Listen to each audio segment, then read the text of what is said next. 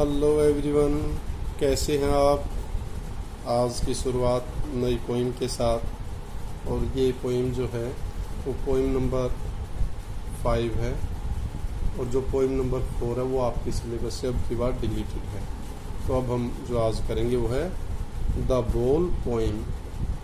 बोल सेम वही है, BALL बोल, बोल गेंद, पोइम कविता। तो बोल पोइम, बोल के ऊपर ये पोइम है। जॉन बेरीमैन के द्वारा लिखी गई है। अमेरिकन पोइट है और स्कॉलर, और उसने एक बार पुलित्जर अवार्ड भी जीता है। और उसकी काफ़ी फेमस जो कंपोजिशन है वो dream songs, sequence of poems है, वो उसने लिखी है। तो अब बात करते हैं अपनी पोइम से रिलेटेड। स्टार्ट करते हैं। ये भी इजी है, काफ़ी इजी है, लेकिन थोड़ा सा डीप मीनिंग है बस। तो ध्यान अगर आप देंगे तो आ जाएगा। अपनी बुक खोल लें और मेरे साथ देखें। पहले एक बार आइडियल रीडिंग करता हूँ, फिर word by word. What is the boy now who has lost his ball? What is he to do? I saw it go merrily bouncing down the street and then merrily over. There it is in the water. No use to say, oh, there are other balls. An ultimate shaking grief fixes the boy as he stands rigid, trembling, staring down. All his young days in the harbor where his ball went, I won't intrude on him. A dime, another ball is worthless now. He senses first responsibility. In a world of possessions, people will take balls. Balls will be lost. Balls will be lost always, little boy, and no one buys a ball back. Money is external. अब आपको ध्यान से ये चीज़ें देखनी है। अब one by one देखते हैं। What is the boy now?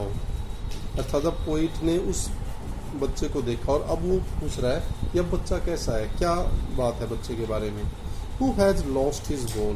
और कौन सा बच्चा, जिसने अभी अपनी बॉल को खो दिया है। तो अब पोइट उस बच्चे के बारे में बात पूछ रहा है कि वो बच्चा कैसा है जिसने अपनी बॉल खो दी है। What is he to do? अब वो क्या करेगा, उसको क्या करना है। I saw it go merrily bouncing. मैंने तो इसे जाते हुए देखा। अब इट किसके लिए आया है, बॉल के लिए। मैंने बॉल को जाते हुए देखा। merrily, happily, खुशी से। बाउंसिंग, बाउंस होता है कूदना, उछलता, उछलते हुए का है खुशी से। मैंने इस बॉल को तो उछलते हुए खुशी से जाते देखा है। डाउन द स्ट्रीट, गली में नीचे की साइड।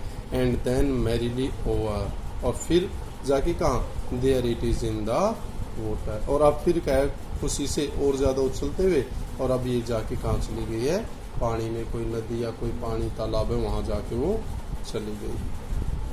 चलिए, इसका मतलब अब पोइट उस बच्चे के बारे में बात कर रहा है जिसकी बॉल गुम हो गई है, और वो बॉल अब पोइट ने जाते हुए देखी है, बाउंस करते हुए काफ़ी तेजी से। हैप्पीली वो बॉल गली से बाउंस करते हुए चली गई है, और अब वो जाके पानी में गिर गई है।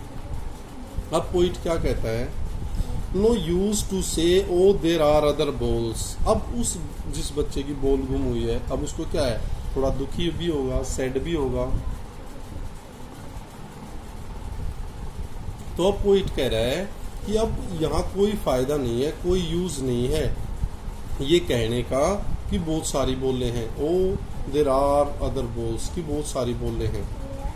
N ultimate seeking grief fixes the boy, क्योंकि एक अत्यधिक सेकिंग, हिला देने वाले ग्रीफ, दुख, सोरों ने फिक्सेस द बॉय, उस बच्चे को जकड़ लिया है। अर्थात एक अत्यधिक, बिल्कुल हिला देने वाले दुख ने, सोरों ने उस बच्चे को जकड़ लिया है। तो उसको ये कहने का अब कोई फायदा नहीं है कि और बॉल बहुत सारी हैं, और बॉल मिल जाएगी, कोई नहीं, गुम हो गई है तो दूसरी बॉल ले लेना। तो क्या अब ये सारी चीज़ें यूजलेस हैं, क्योंकि एज ही स्टैंड्स रिजिड, वो बिल्कुल कठोर, बिल्कुल कड़ा हो गया है। अर्थात जब आप भय आपको होता है या आप कोई चीज़ गुम कर देते हो तो आपका शरीर बिल्कुल कड़ा पड़ जाता है, तो उसको बोलते हैं रिजिड, कठोर, कड़ा। अब वो क्या बिल्कुल रिजिड हो गया है, ट्रेम्बलिंग, वो कांप भी रहा है, एंड स्टेरिंग डाउन, और नीचे की ओर घूर रहा है। अब ये मनोस्थिति हो गई है उस बच्चे की कि अब जब उसकी बोल गुम हो गई तो इधर वो कांप भी रहा है, बिल्कुल शरीर उसका कड़ा हो गया है, अर्थात भय के कारण, डर के कारण, और अब वो नीचे की ओर घूर रहा है, देख रहा है। All his young days in the harbor where his ball went, क्या all his young days, वो क्या जो सारे के सारे उसके यंग, जो जवानी के, जो बचपन के जो दिन थे, इन द हार्बर, हार्बर बंदरगाह होती है, पोर्ट कोई जगह, डेक उसको बोलते हैं हार्बर, जहाँ पर उसकी बॉल, अब क्या जहाँ उसकी बॉल चली गई है उसके साथ वो बॉल ही नहीं है, उसके जो जवानी के बचपन के दिन है वो भी उसके साथ, क्योंकि उसकी मेमोरीज, उसकी यादाश्त, उसकी स्वीट मेमोरी उस बॉल के साथ जुड़ी हैं।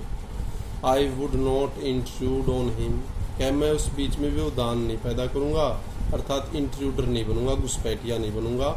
इंट्रूड करना होता है घुसपैठ करना, व्यवधान डालना, अर्थात अब जो चीज़ें हैं मैं इस चीज़ में कोई बीच में इंटरवीन अर्थात इंट्रूड नहीं करूंगा, व्यवधान नहीं डालूंगा।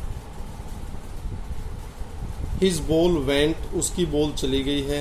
I would not intrude on him, अब मैं इस चीज़ में क्या दखल अंदाजी नहीं करूंगा।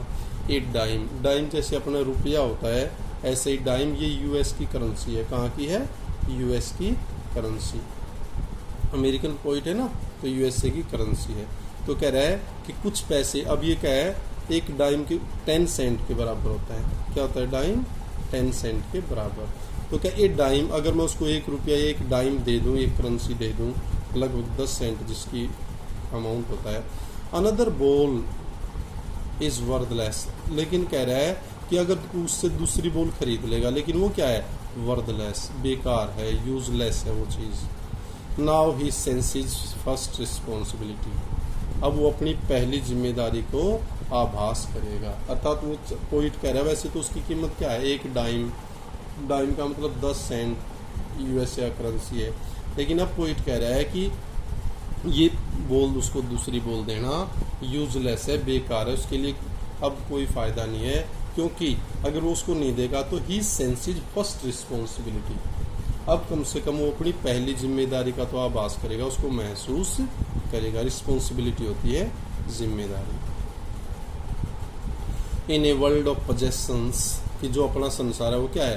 पोजेशंस, वस्तुओं के अधिकार का, अर्थात हर चीज़ पोजेशन में भी, ये मेरी मेरी, दैट इज कॉल्ड पोजेशन। ये क्या है? ये जो वर्ल्ड है वो पोजेशंस, वस्तुओं के अधिकार का जगह है।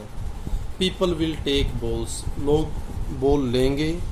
Balls will be lost always, अर्थात हम बॉल लाते हैं फिर बॉल गुम हो जाएगी। लिटिल बॉय, और अब उससे वो क्या सीखेगा कि बच्चे, ये पोजेशंस का संसार है, वस्तुओं के मोह का संसार है, यहाँ लोग चीज़ें लाएंगे और फिर वो गुम हो जाएंगी। And no one buys a ball back, money is external, और कोई भी उस बॉल को जो गुम हुई है उसको वापस नहीं खरीद के ला सकता, क्योंकि मनी जो पैसा है वो क्या है? एक्सटर्नल, एक बाहरी चीज़ है। मनी इज एक्सटर्नल, वो बाहरी चीज़ है, अर्थात पैसे से आप बॉल तो खरीद के ला दोगे, लेकिन जो फीलिंग्स, जो मेमोरीज उसके साथ अटैच हैं, अर्थात जो गोल्डन डेज उसके साथ बिताए, वो आप नहीं खरीद के ला सकते। क्लियर? इसीलिए कहा गया मनी इज एक्सटर्नल। आगे देखते हैं। He is learning well behind his desperate eyes, अब वो कह रहा है, अब क्यों कह रहा है, अब पोइट क्यों इंटरवीन नहीं करता? क्योंकि क्या? ही इज लर्निंग, अब वो सीख रहा है। Well behind his desperate eyes, उसकी जो उदासी वाली जो आंखें हैं उनके पीछे अब वो कुछ ना कुछ सीख रहा है, अर्थात चीज़ गुम हो गई है, उसकी मेमोरी जुड़ी हुई है, तो उदास है, सैड है, डेस्परेट है, लेकिन अब भी वो कह रहा है, पोइट का ये मानना कि अब कम से कम वो कुछ ना कुछ सीख रहा है, कुछ ना कुछ नई चीज़ें अब वो सीखेगा। डेस्परेट होता है निराशाजनक, हताशा वाली। द एपिस्टेमोलॉजी ऑफ लॉस, और क्या सीखेगा? एपिस्टेमोलॉजी। एपिस्टेमोलॉजी कह रहा है, एपिस्टेमोलॉजी एक ग्रीक वर्ड है जिसका मतलब होता है नॉलेज, ज्ञान। अब एपिस्टेमोलॉजी आप कह सकते हो ज्ञान मीमांसा, थियरी ऑफ नॉलेज, उसको बोलते हैं एपिस्टेमोलॉजी। और अब वो क्या है, क्या सीखेगा, क्या ऑफ लॉस, कोई चीज गुम होने का, हानि की जो ज्ञान शास्त्र है उसको, उस थियरी को वो सीख जाएगा। और क्या सीखेगा, हाउ टू स्टैंड अप, क्या अगर आप कोई चीज गुम कर दो तो फिर उससे कैसे रिकवर होना, कैसे सामना करना, वो चीज सीखेगा।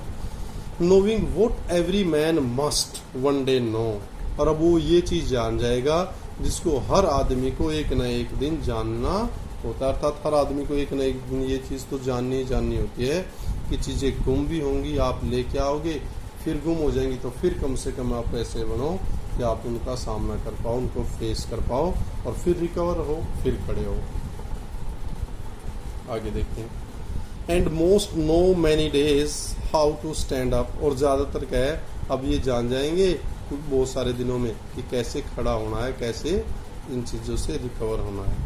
And gradually light returns to the street, और धीरे धीरे से क्या है, इस गली में लाइट रिटर्न हो जाती है, प्रकाश। अर्थात अब ये ऐसा भी इस बच्चे के अंदर भी अब धीरे धीरे बिल्कुल एनर्जी लो हो चुकी है, डेस्परेट है, निराश है, अब उसमें भी एनर्जी आ गई है और अब उस गली में भी लाइट आनी शुरू हो गई है। A whistle blows the ball is out of sight, कई विसल ब्लोज, अब एक सीटी बजती है और जो बॉल है इज आउट ऑफ साइट, अब वो क्या हमारे दृश्य से आंखों से ओझल हो गई है। Soon part of me will explore the deep and dark floor of the harbor. Soon part of me, जल्दी ही कहे कुछ न कुछ मेरा भी हिस्सा, will explore, वो खोजेगा, ढूंढेगा, the deep and dark floor, काफी गहरे और अंधेरे वाले फर्श को, ऑफ हार्बर, उस बंदरगाह, उस क्षेत्र के, उस पोर्ट के जगह को भी जो अंधेरे वाला है, गहरा है, उसको मेरा भी कुछ ना कुछ हिस्सा ढूंढेगा। आई एम एवरीवेयर, मैं हर जगह विद्यमान हूँ। आई सफ़र एंड मूव, मैं भी चीज़ें फेस करता हूँ, सफ़र करता हूँ, एंड मूव, दर्द सहता हूँ, फिर चल पड़ता हूँ। My mind and my heart move, मेरा दिमाग और मेरा जो दिल है वो मूव करता है, आगे चला जाता है। विद ऑल दैट मूव मी, और उन सब चीज़ों के साथ जो मुझे हिलाता है, चलाता है। उसके बाद अब कुछ डिफ़िकल्ट वर्ड्स हैं इस पोएम के, वो देख लें। वैसे तो वहाँ भी बता दिया है, लेकिन फिर भी आप अपना पेन कॉपी खोल लें और साथ साथ इसको नोट कर लें। डिफ़िकल्ट वर्ड्स कौन कौन से, एक था मैरिली, मैरिली होता है हैप्पीली, खुशी से। क्या होता है मैरिली? हैप्पीली, खुशी से। बाउंस, बाउंस होता है टू जंप, कूदना, उछलना, ऐसे, तो that is called bouncing. Ultimate, ultimate होता है अंतिम, फाइनल, ये अल्टीमेट डिसीजन है भाई, फाइनल, अंतिम, परम।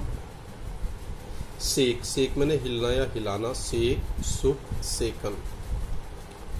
ग्रीफ आया था, ग्रीफ होता है सोरो, दुख, पीड़ा, दर्द, that is called grief. Rigid, कठोर, कड़ा, that is called rigid. Trembling, कांपना। स्टेयर, स्टेयर होता है घूरना, stare, stared, stared.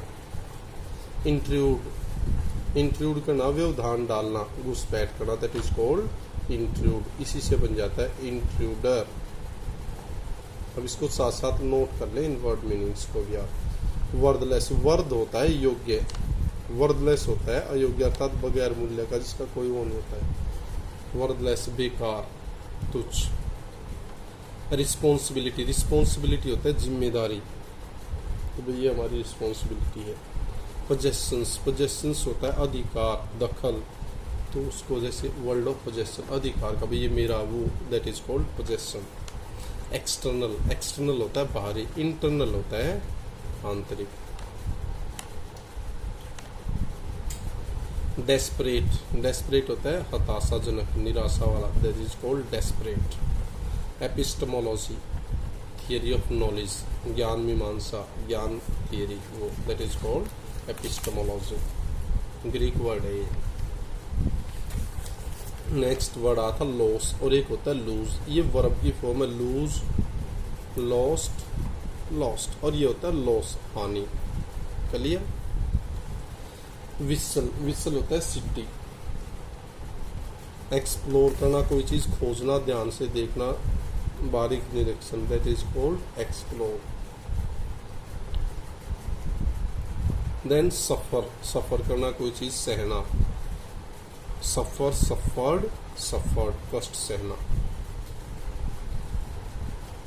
Then move, move मैंने चलना, हिलना, द्रवित होना भी होता है, मूव, मूड, मूव।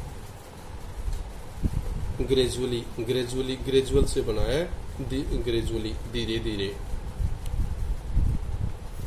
ये इसके कुछ वर्ड मीनिंग्स थे। फिर भी अगर कोई चीज़ रह जाती है तो आप कमेंट बॉक्स में डाल सकते हैं। आशा करता हूँ ये पोइम आपको अच्छी लगी होगी।